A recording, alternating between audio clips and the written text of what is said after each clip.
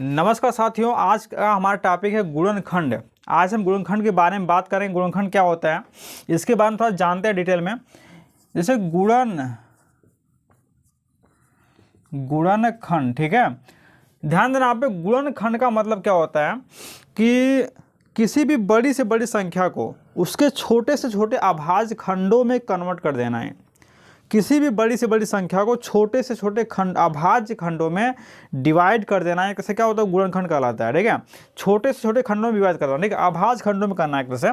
तो देखिए ध्यान देना, जैसे मैं गुणनखंड तो कई कंडीशन बन सकते हैं। जैसे हम कहते हैं कि 42 हमारा है, क्या है 42 है, तो 42 को मैं क्या लिख सकता हूँ, 42 को 21 गुणे हम 2 भी लिख सकते हैं, या लिख सकते हैं, और 7 त्रिका 21, तो 7 गुणे 3 गुणे 2। ठीक है, तो इसमें ध्यान यहाँ पे ध्यान है कि आप ये अभाज्य खंड में है नहीं है, लेकिन ये हमारा क्या है अभाज्य खंडों में, क्योंकि यहाँ पे 21 को हम तोड़ सकते हैं, 7 और 3 में तोड़ सकते हैं, लेकिन यहाँ पे 7 को तोड़ सकते हैं नहीं, 7 का कोई फैक्टर होगा नहीं, यहाँ पे 3 का होगा नहीं, 2 का होगा नहीं, यानी ये खुद एक अभाज्य संख्याएं हैं। ठीक है, यानी इससे नीचे टूट नहीं सकते हैं, बात में पे। तो किसी बड़ी संख्या को छोटे से छोटे अभाज्य संख्याओं में खंडों में कन्वर्ट करने की प्रक्रिया के समान क्या कहलाती है, गुणनखंड कहलाती है। बात में यहाँ पे अब देखिए, यहाँ पे जो समस्या हमारी बन के सामने आती है, जैसे संख्याओं को तोड़ेंगे, कैसे काटेंगे, काटने का जो प्रोसेस होता है मैं आप लोगों को समझाने जा रहा हूँ।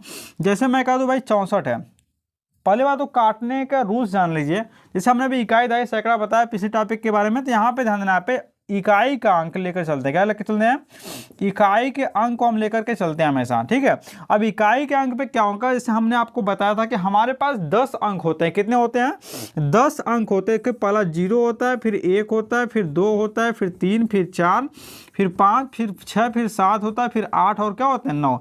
ये हमारे अंक होते हैं जो संख्याओं का निर्माण करते हैं। ठीक है, अब देखिए ये इन्हीं में से कोई ना कोई अंक हमारा इकाई का अंक होगा, कोई ना कोई अंक हमारा क्या होगा, इकाई का अंक होगा। तो इसमें क्या होता है, जैसे हम संख्याओं को काटते हैं, गुणनखंड में जैसे भाग देते हैं, फिर संख्याओं को जब हम काटते हैं तो वहाँ पे थोड़ा सा ध्यान देना पड़ता है कि जैसे हम जब भी किसी संख्या को काटते हैं तो अभाज्य संख्याओं से ही काटते हैं। ठीक है, अब देखिए यहाँ पे क्या करने पर ध्यान देने वाली बात है कि जैसे अगर किसी संख्या का इकाई का अंक क्या होता है, 0 होता है, 2 होता है, 4 होता है, 6 और 8, क्या हो गया, ध्यान देना, यहाँ पे 0 होता है, 2, 4, 6 और 8। ठीक है, ये 5 संख्या है, 10 में से 5 संख्या हमारे ऑलरेडी निकल गए।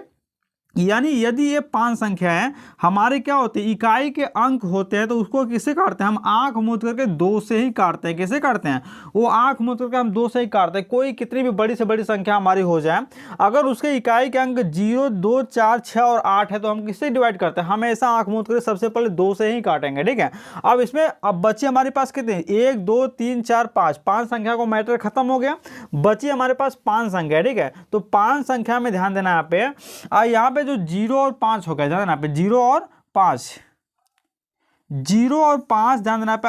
अगर यह इकाई के अंक पे आता है तो 5 आता है, सॉरी, तो यहाँ पे क्या बोलते हैं, आप इसको सीधे आंख मूंद करके हम 5 से काटते हैं। क्या करते हैं, 5 से काटते हैं। तो अब हमारे पास कितनी संख्याओं का मैटर बचा है, 4 संख्याओं का मैटर बचा है। कौन कौन सा, 1 बच गया, 3 बच गया, 7 बच गया और 9 बच गया। ठीक है, तो इन संख्याओं को हम एक के बाद एक बार ट्राई करते रहते हैं। अगर पहली बात तो ये 2 से और 5 से तो कटेंगे नहीं, जब 2 और 5 से नहीं कटेंगे तो इसको हम ट्राई करते हैं भाई, पहले 3 से ट्राई करेंगे, उसके बाद कहाँ से ट्राई करें, फिर 3 के बाद हम कहाँ जाएंगे, 7 पे चले जाएंगे, क्योंकि 3 से नहीं कटेगा तो 9 से तो कटने वाला नहीं है। ठीक है, तो यहाँ पे हम क्या करते हैं, 7 के बाद फिर कहाँ जाते हैं, 11 पे चले जाते हैं, फिर 11 के बाद कहाँ जाते हैं, 13 पे जाते हैं। ठीक है, 13 के बाद हम कहाँ जाते हैं, 17 पे जाते हैं, फिर 19 पे जाते हैं, फिर 23 पे जाते हैं। ठीक, ऐसे हम क्या करते हैं, बढ़ते रहते हैं, ट्राई करते रहते हैं, आगे बढ़ते रहते हैं, जब तक ये संख्या हमारी क्या हो, डिवाइड ना हो जाती है। ठीक है, तो उम्मीद है आप लोगों को समझ में आ गया होगा। ध्यान देना एक बार फिर से, यदि इकाई के अंक 0, 2, 4, 6 और 8 होते हैं तो उन्हें सीधे हम 2 से डिवाइड करते हैं।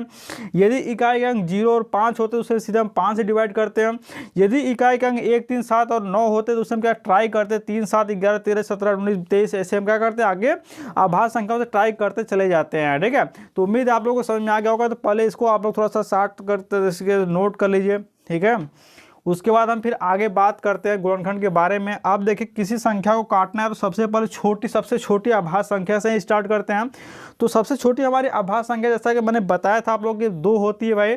2 हमारी सबसे छोटी आभाज्य संख्या होती है, 2 हमारी सबसे छोटी सम आभाज्य संख्या होती है। 2 ही हमारी एक ऐसी सम संख्या है जो आभाज्य संख्या, बाकी सारी की सारी सम संख्याएं हमारी भाज्य संख्या होती है, ठीक है। बात में कि नहीं, उसके बाद क्या होता है कि 3 के उसके बाद 2 से ट्राई करते हैं। 2 से ट्राई करने का कंडीशन कब बनेगा, जब इकाई का 0, 2, 4, 6 और 8 होगा। फिर उसके बाद हम क्या करते हैं, अगला 3 होता है तो 3 के लिए हमारा 1, 3, 7 और 9 कंडीशन बनता है, ठीक है। 5 भी बन सकता है, 6 भी बन सकता है, लेकिन अब सबसे पहले 5 से ट्राई करते हैं अगर इकाई का 5 हमारा आया तो, ठीक है। बात में नहीं, तो इस प्रकार हम ट्राई करते रहते हैं। अब देखिए गुणनखंड के बारे में मैंने आप लोगों को गुणनखंड के बारे में बताने जा रहा था मैं। तो यहाँ पे ध्यान देना, पे गुणनखंड का सिंपल सा मतलब होता है किसी बड़ी संख्या को छोटे आभाज्य खंडों में डिवाइड कर देना। बात में नहीं, किसी बड़ी संख्या को छोटे से छोटे आभाज्य खंडों में डिवाइड कर देना, ठीक है। अब देखिए यहाँ पे क्या करता है, कैसे इसको तोड़ने का प्रोसेस होता है। जैसे मैं कोई संख्या ले लेता हूँ, जैसे मैंने ले लिया भाई 128, क्या ले लिया 128। अब 128 का गुणनखंड करना है तो इसको कई तरीके से तोड़ सकते हैं, लेकिन जो शुद्ध तरीका होगा, हम ध्यान देना यहाँ पे, ऐसे इसको लेते हैं। अब यहाँ पे इकाई का अंक कितना है, 8 है, तो हम इसमें 2 का भाग देते हैं, ध्यान देना पे। तो 128 में 2 का भाग दे लेना है, यहाँ पे भाग देंगे यहाँ पे, तो यहाँ पे 2 से भाग देंगे, 2 छक्का 12, 6 बार जाएगा तो हमारा क्या होगा, कैंसिल, यानी मैटर हमारा कैंसिल। बस शेष ले लेंगे 8, उतारेंगे 8 यहाँ पे।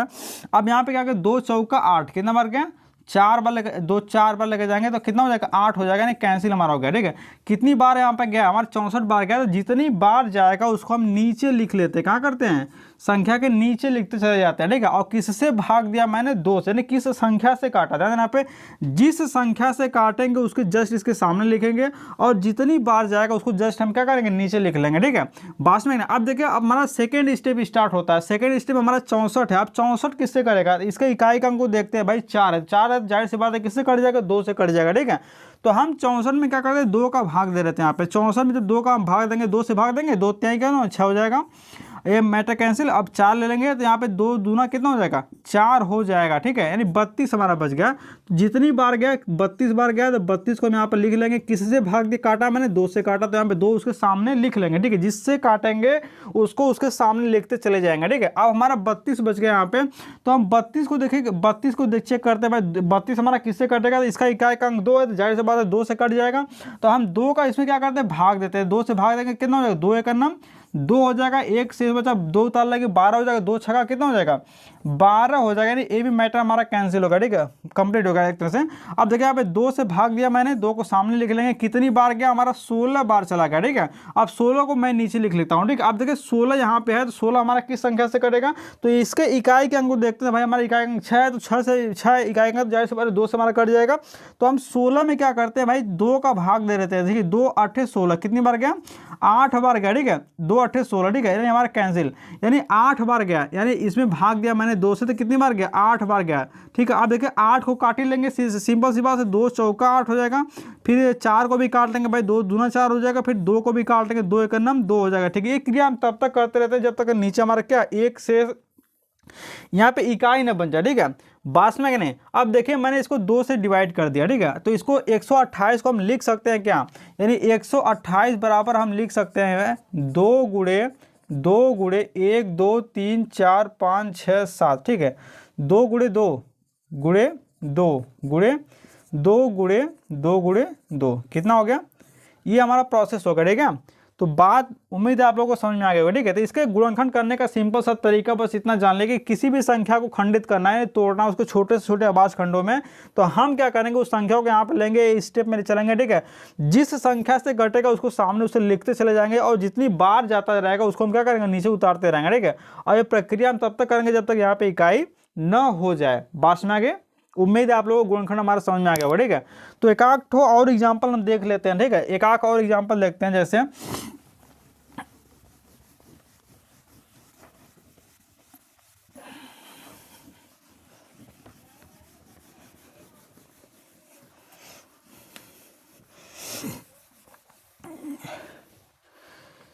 हम 625 ले लेते हैं, ठीक है। 625 ले लेते हैं। अब देखिए 625 हमारा किस संख्या से कटेगा, ठीक है। तो मैंने आपको रूल्स बताया था, सब बस ट्राई करते हैं भाई। यहाँ पे इकाई के अंक को देखते हैं। इकाई अंक हमारा क्या है, 0, 2, 4, 6 और 8 है, नहीं है, जाहिर सी बात है हमारा 2 से कटेगा ना, ठीक है। तो हम ट्राई 5 से कर लेते हैं ना। 5 से इसलिए कर लेते हैं क्योंकि मैंने बताया था 0 और 5 है इकाई का अंक, ठीक है। तो जाहिर सी बात से 5 से कट जाएगा। तो यहाँ पे 5 है तो 5 से कट जाएगा। अब 625 है तो 625 में कितना, 5 का भाग दीजिए, ठीक है। तो 5 का भाग देंगे, 5 का नाम कितना हो जाएगा, 5 हो जाएगा। नहीं हमारे 1 बच गया, 2 उतार लेंगे यहाँ पे, 5 दूना हमारा कितना हो जाएगा, 10 हो जाएगा। नहीं हमारा कैंसिल है, 2 हो जाएगा, 5 5 बचे कितना हो जाएगा, 25 हो जाएगा। क्या हो जाएगा, 25, ठीक है।